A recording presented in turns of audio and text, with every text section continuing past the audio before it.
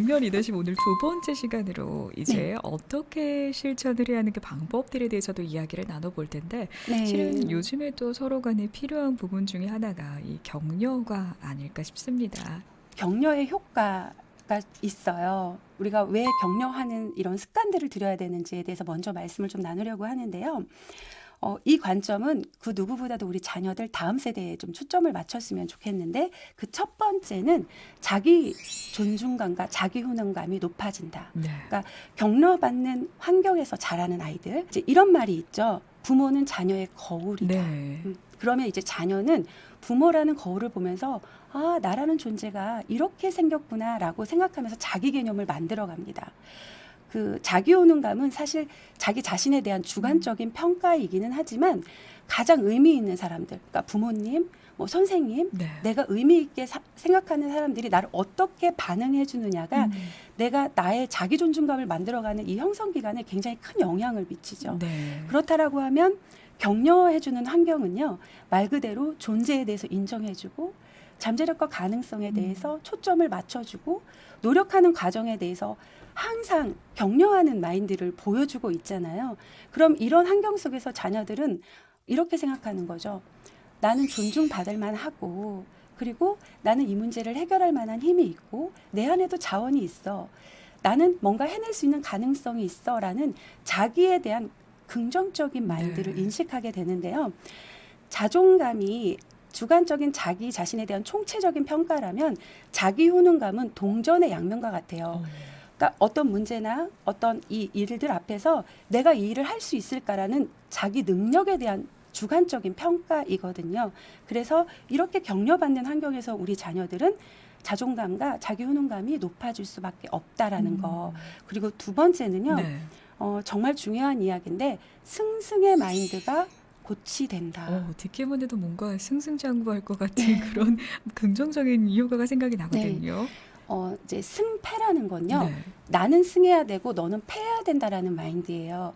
그런데 승승은 나도 승하고 너도 승한다. 정말 빛의 자녀들이 가져야 될 네. 마인드고 우리 다음 세대들을 이렇게 영향력 있게 네. 세상 밖에서 정말 영향력을 줄 수 있도록 우리가 이제 격려해야 되는데요. 격려받는 자녀들은 이런 환경 속에 있는 자녀들은 자신의 강점, 가능성, 가치에 대해서 초점받고 인정받으면서 성장하잖아요. 그러니까 경쟁하는 구도 그리고 뭔가 비교하는 이런 경쟁 의식보다는 자기 자신의 어떤 가치로 승부하려고 하는 거죠. 그리고 노력받았던 경험, 그러니까 격려받았던 경험들이 있잖아요. 그러니까 이 경험들을 나누면서 소통하고 협업하려고 합니다.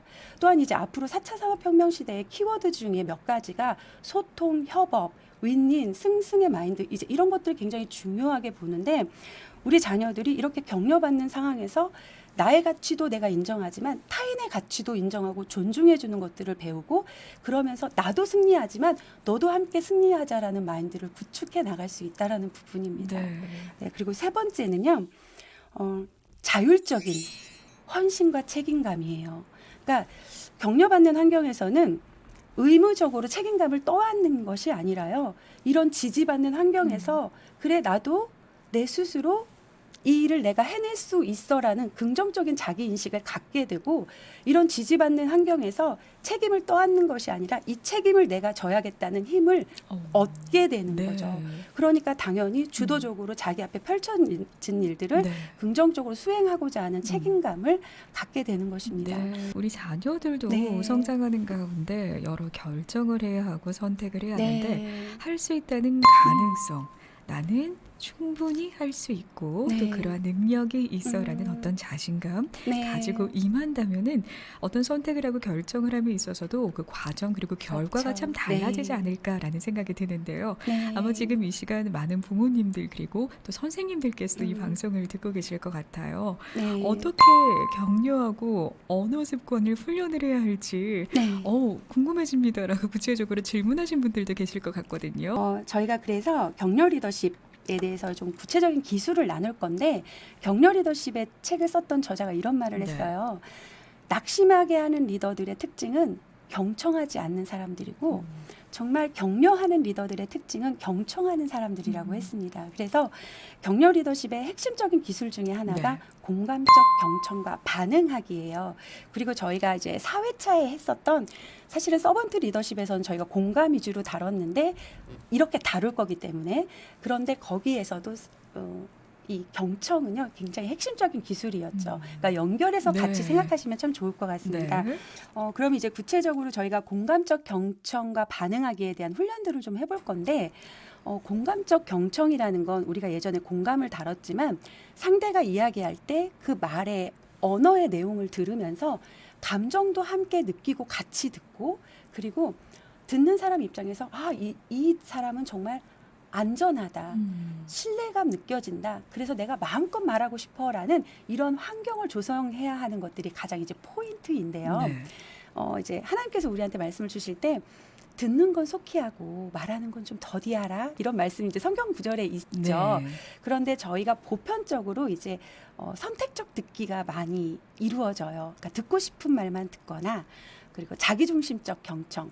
이 얘기가 끝나면 그 공간에 머무르면서 그 얘기에 대해서 같이 반응을 해야 되는데 바로 내가 하고 싶은 얘기로 네. 넘어가는 이런 그래서 주제를 돌려버리는 그런데 지금 우리 동만성 가족분들 굉장히 훌륭하게 경청 훈련을 해나가고 계신 것 같아요. 그래서 여러분이 지금 하고 있는 이 자원과 이 훈련 속에서 오늘 접목시킬 부분만 가져가셔서 더 성장의 초점으로 맞추시면 참 좋을 것 같습니다. 네. 마음을 나눠주시고 또 공감하고 경청하겠습니다.